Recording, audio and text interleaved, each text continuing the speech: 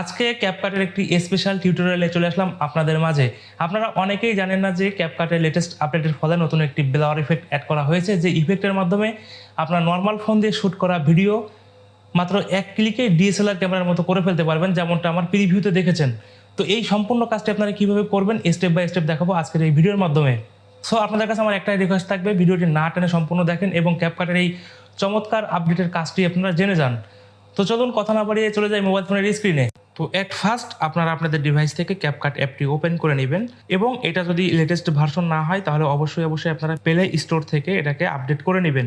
আর যারা আমার Telegram channel থেকে ডাউনলোড করে নিয়েছেন পুরো ভার্সনের অ্যাপ, তাদের এখানে আপডেট করতে হবে না। তো আপডেট করতে হলে চলে আসবেন প্লে স্টোরে, প্লে স্টোর থেকে চলে আসবেন সার্চ বক্সে, সার্চ বক্স থেকে লিখবেন ক্যাপকাট। তো ক্যাপকাট একটা ক্লিক করবেন, এখানে আপডেট লেখা উঠছে আমারটায়। তো আমারটা হচ্ছে পুরো ভার্সনের অ্যাপ, যার কারণে আমি আপডেট করছি না। যদি আপনাদের পুরো ভার্সনের না হয়ে থাকে আপনারা আপডেট করে নেবেন, এবং যদি আপনারা পুরো ভার্সন ইউজ করতে চান আমার টেলিগ্রাম চ্যানেলের লিঙ্ক দেওয়া থাকবে, সেখান থেকে আপনারা ডাউনলোড করে নেবেন।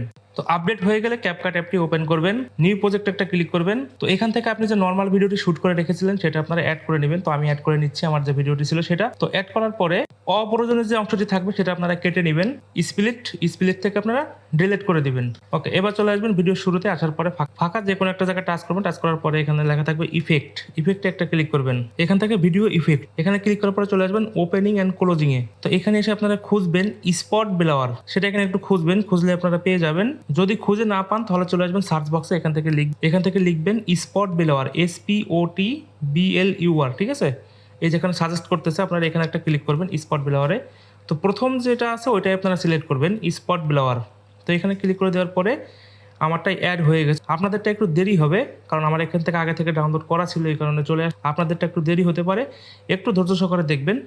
তো দেখার পরে চলে আসবেন একবারে বাইরে ভিডিও শুরুতে। আসার পরে এই ইফেক্টটির এই ডান কর্নারে ধরে একবারে টেনে নিয়ে আসবেন ভিডিও শেষে, অর্থাৎ ভিডিও শেষ পর্যন্ত আপনারা অ্যাড করে দিবেন। অ্যাড করার পরে চলে আসবেন ভিডিও শুরুতে, এখানে লেখা দেখতে পাচ্ছেন অ্যাডজাস্ট একটা ক্লিক করবেন। এখানে কালার যেটা আছে এটাকে আপনারা ফুল করে দিবেন, এবং গোলো যেটা আছে এটাকে বাড়িয়ে দিবেন।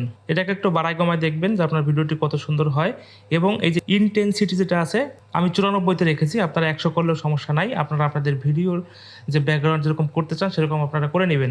এবং নিচে আসলে দেখতে পাবেন রেঞ্জ, এই রেঞ্জটা একবার কমানো থাকবে, রেঞ্জটা আপনারা বাড়াবেন না কোনো সময়, তাহলে ভিডিওর ব্লাওয়ার ইফেক্টটি প্রপারলি হবে না। এখান থেকে ওকে করে দিবেন, করে দেওয়ার পরে ভিডিওতে আর একটু কাজ আছে, সেটা হচ্ছে ভিডিওর একটু অ্যাডজাস্ট করে নিতে হবে। তো অ্যাডজাস্ট করতে হলে আপনারা চলে আসবেন ভিডিওর উপর একটা টাচ করে একটু বাম দিক থেকে ডান দিকে আসবেন। আসার পরে দেখতে পাবেন অ্যাডজাস্ট আছে, অ্যাডজাস্ট একটা ক্লিক করবেন। এখান থেকে অটো অ্যাডজাস্ট আপনারা কমিয়ে দিবেন। এখানে ব্রাইটনেসটা একটু বাড়িয়ে দিতে পারেন, কালার কারেকশন একবারে দিবেন না, এটা কমিয়ে দিবেন। ব্রাইটনেস একটু বাড়িয়ে দিবেন, ব্রাইটনেসটা একটু বাড়িয়ে কমিয়ে দেখবেন যে কেমন হয়।